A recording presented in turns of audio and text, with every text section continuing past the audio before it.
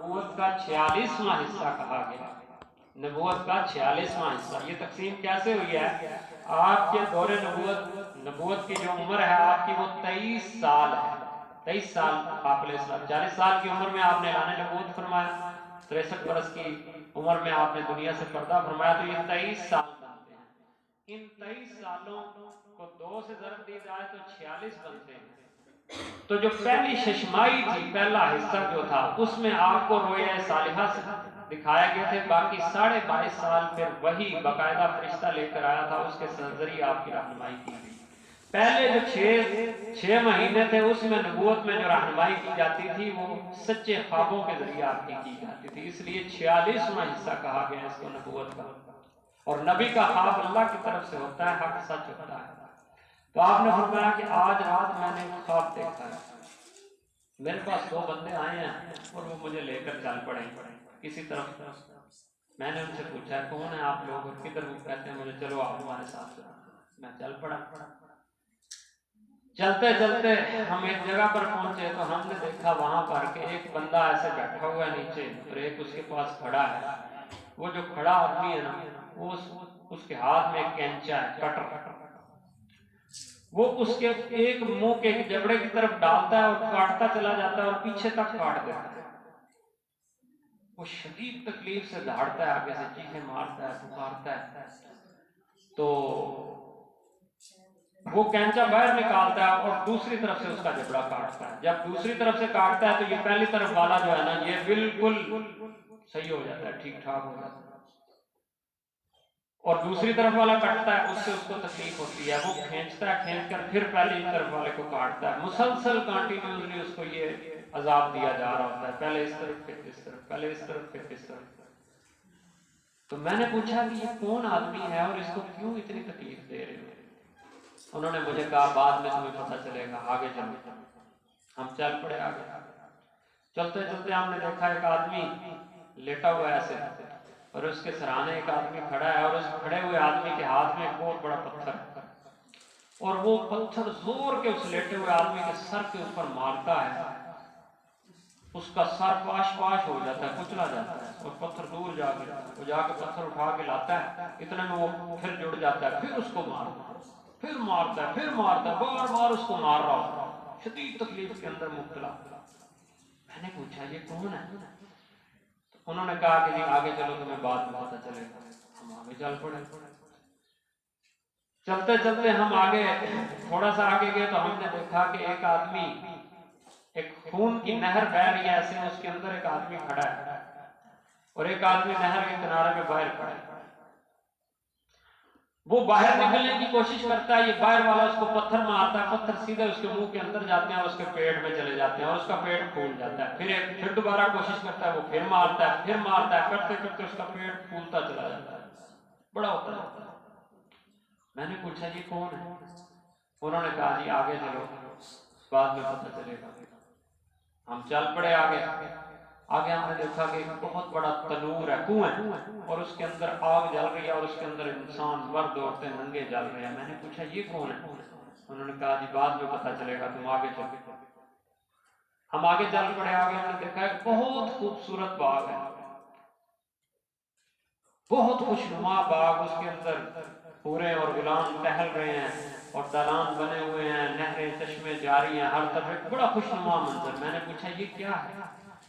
انہوں نے کہا آگے چلو، یہ بھی تمہیں بعد میں پتہ چلے گا۔ آگے ہم گیا، آگے اس سے بھی کئی گنا بڑا خوبصورت باغ۔ تو میں نے ان دونوں سے پوچھا کہ تم لوگ کون ہو اور مجھے کیا تم اتنے احوال تم نے دکھائے ہیں، کوئی ان کا پس منظر، کوئی ان کی حالت، کوئی کنڈیشن بتاؤ تو صحیح، کیا ہے یہ سب کچھ؟ انہوں نے مجھے بتانا شروع کیا۔ انہوں نے کہا جو سب سے پہلا آدمی تم نے دیکھا تھا جس کے جبڑے کینچے کے ساتھ کاٹے جا رہے تھے دونوں طرف سے اور وہ شدید عذاب میں مبتلا ہے، یہ وہ شخص ہے جو جھوٹ بولتا ہے، مرتے دم ہی اس کو اس عذاب میں مبتلا کر دیا جائے گا، قیامت تک اس عذاب میں مبتلا رہے گا، پھر قیامت والے دن اس کا فیصلہ۔ اور ساتھ یہ بھی اپنے حدیث میں الفاظ کہ یہ ایسا جھوٹا ہے کہ اس کے جھوٹ پھر آگے چل پڑتے ہیں اور آفاق میں پھیل جاتے ہیں۔ میرے بھائی دوستوں بزرگوں، بڑا ہی لمحہ فکریہ ہے. آج بازار میں چلے جو ہر تاجر جھوٹ بول رہا ہوتا ہے دکانوں میں. ایک عالم بڑا خوبصورت بات کہتے ہیں جھوٹ بول بول کے زمانے اتنی رسیاں ہو چکی ہیں کہ سچ بولنے لگے تو زبان ہی لڑکھڑا جاتی ہے. اس حد تک جھوٹ بول چکے ہیں. تحریریں پڑھ کے دیکھ لو اخبار اس میں جھوٹ، افسانے کتابیں پڑھ کے دیکھ لو اس میں جھوٹ، ہر جگہ جھوٹ ہی جھوٹ. میرے اللہ نے قرآن میں بڑا عجیب حکم دیا وَاجْتَنِبُوا قَوْلَ الزُّورِ. جھوٹ سے بچنے کے لیے اللہ تبارک و تعالیٰ نے لفظ کیا استعمال کیا وَاجْتَنِبُوا قَوْلَ الزُّورِ. کسی بھی چیز کو چھوڑنا ہو اس کو عربی میں کہتے ہیں تارک یترک اترکو. امر اس سے بنتا ہے کہ اترکو، اس کو چھوڑ دو اس کام کو. اللہ نے یہاں پر لفظ استعمال کیا اجتنبو. اجتناب اردو میں بھی یہ لفظ استعمال کیا جاتا ہے. اجتناب، میں اس کام سے اجتناب کرتا ہوں. اجتناب لفظ کا معنی کیا ہے؟ اس لفظ اور چھوڑنے میں کیا فرق ہے دونوں کے اندر؟ اجتناب لفظ جو سمجھنے کی کوشش کرنا، یہ اس قرآن کے لفظ کو سمجھانے کی کوشش کرتا ہوں، اللہ مجھے بھی توفیق دے آپ کو بھی. اجتناب لفظ نکلا ہے جنوب، دو کناروں سے. اجتنبو، اجتنبو جنوب، جم کنارے کو کہتے ہیں. کوئی بھی چیز ہے نا اس کے دو کنارے ہوتے ہیں.